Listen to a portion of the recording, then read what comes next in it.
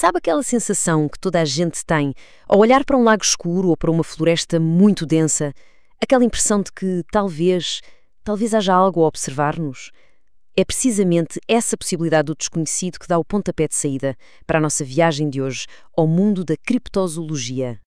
E esta citação capta isso na perfeição, não é? Remete-nos logo para a infância. As histórias de monstros debaixo da cama, de criaturas fantásticas em terras longínquas, fazem parte do nosso crescimento. É um fascínio que é de facto quase universal. E é exatamente aqui que a nossa análise começa, não com os monstros da pura imaginação, mas com aqueles que algumas pessoas acreditam que existem mesmo, ali, escondidos para lá do alcance da ciência, digamos, convencional. São os mistérios que estão à espera de uma solução. E olhe que esta busca até tem um nome: criptozoologia. E não se trata apenas de caçar monstros. Formalmente é o estudo de animais ocultos. O termo foi criado por um zoólogo a sério, Bernard Heuvelmans, que queria, no fundo, aplicar algum método científico a todas estas lendas. A nossa primeira paragem, como não podia deixar de ser, leva-nos para as águas escuras e geladas do oceano, o lar de algumas das nossas lendas mais antigas e, sejamos honestos, mais aterradoras. O Kraken. Só o nome já nos faz imaginar tentáculos gigantes a esmagar o casco de um navio. Durante séculos, os marinheiros contaram histórias de gelar o sangue sobre esta besta colossal que vinha das profundezas para arrastar navios inteiros para o fundo do mar. Mas o que é fascinante é que a lenda do Kraken tem um paralelo incrível na realidade: a lula colossal. Este animal existe mesmo. Pode atingir uns impressionantes 15 metros de comprimento e pesar até 700 quilos.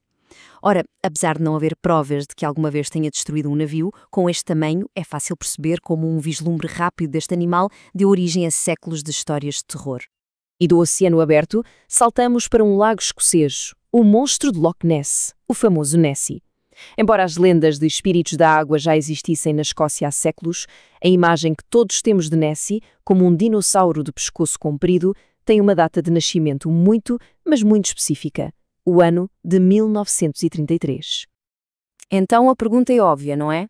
Porquê 1933? O que é que aconteceu nesse ano para transformar uma lenda local num fenómeno à escala mundial? A resposta, se calhar, não está no lago, mas sim numa sala de cinema. Bem, a cronologia dos acontecimentos é bastante reveladora.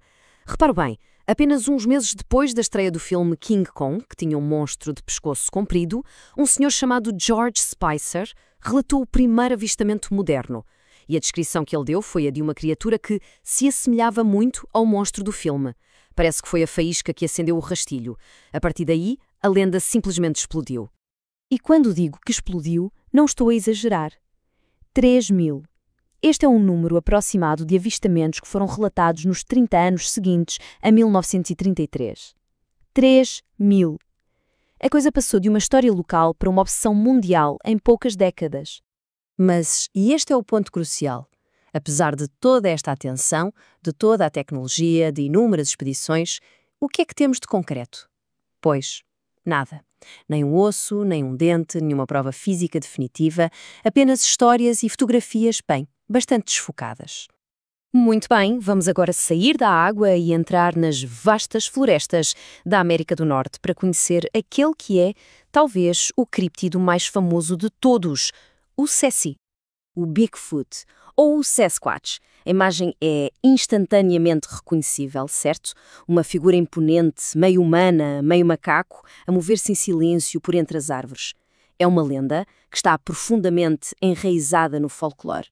E esta é a questão central de todo o mistério do Bigfoot. Para uma criatura que se diz ser tão grande, por que é que as provas são sempre tão evasivas? Por que é que não há um corpo, um esqueleto ou, vá lá, pelo menos, uma fotografia nítida? Vamos olhar para a prova mais comum, as pegadas. O problema é que, quando se analisa de perto, a coisa começa a desmoronar-se. O número de dedos, o tamanho, a largura, tudo varia de forma drástica de molde para molde. E para piorar a situação, sabe-se que algumas das pegadas mais famosas foram fraudes, feitas de propósito, incluindo aquelas que deram o nome Bigfoot à criatura. Mas há uma pista muito importante que surge quando se compara um mapa dos avistamentos de Bigfoot com um mapa da distribuição dos ursos negros. A sobreposição é praticamente perfeita. Claro que isto não prova nada de forma definitiva, mas sugere fortemente que muitos avistamentos de uma criatura grande, peluda e bípede podem ser, na verdade, ursos negros a porem-se de pé nas patas traseiras. E isto leva-nos a uma mudança de perspectiva. E se o mistério não estiver naquilo que anda lá fora, na floresta, mas sim na forma como o nosso próprio cérebro interpreta aquilo que vemos? Esta é uma ideia fundamental da psicologia. A nossa memória não é uma câmara de vídeo, não é uma gravação fiel, é um processo de reconstrução. E de cada vez que nos lembramos de algo, o nosso cérebro preenche as lacunas. Isto não é uma falha, é simplesmente a forma como a memória humana funciona. E este processo pode explicar muitos avistamentos. Pense nisto. Tudo começa com algo ambíguo, uma forma que não se percebe bem. O nosso cérebro, que é uma máquina de reconhecer padrões, tenta imediatamente dar-lhe sentido. E é aqui que a cultura entra em jogo. Se já ouvimos histórias do Bigfoot, o nosso cérebro pode inclinar-se para essa explicação. Com o tempo, a memória preenche os detalhes e, pronto, o que era um toco de árvore, na memória, torna-se um monstro. Toda esta análise leva-nos a uma questão ainda mais fundamental. O que é que esta busca por monstros nos ensina sobre a própria natureza das provas e sobre o método científico? Para se entender a abordagem científica, é preciso perceber um conceito-chave: a falsificabilidade. Parece complicado, mas a ideia é simples. Para que uma ideia seja científica, tem de ser possível testá-la de uma forma que a possa provar como falsa. Usando o exemplo clássico, ver milhões de cisnes brancos não prova que todos os cisnes são brancos, mas encontrar um único cisne negro destrói essa afirmação por completo. E aqui está a distinção crucial entre ciência e pseudociência. A ciência tenta ativamente deitar abaixo as suas próprias ideias. Ela anda à procura do tal cisne negro. A pseudociência, pelo contrário, só procura os cisnes brancos que confirmam aquilo em que já acredita, ignorando todas as provas em contrário. E é exatamente por isto que o consenso científico sobre o Bigfoot é tão esmagadoramente cético. Não é por falta de imaginação ou por teimosia. É porque milhares de especialistas já analisaram as provas através de um processo chamado revisão por pares e chegaram à conclusão de que elas simplesmente não resistem a um escrutínio sério. Isto é um método científico em funcionamento. E assim acabamos onde começamos, com este fascínio pelos monstros. Se calhar a busca não é realmente sobre encontrar animais escondidos na floresta.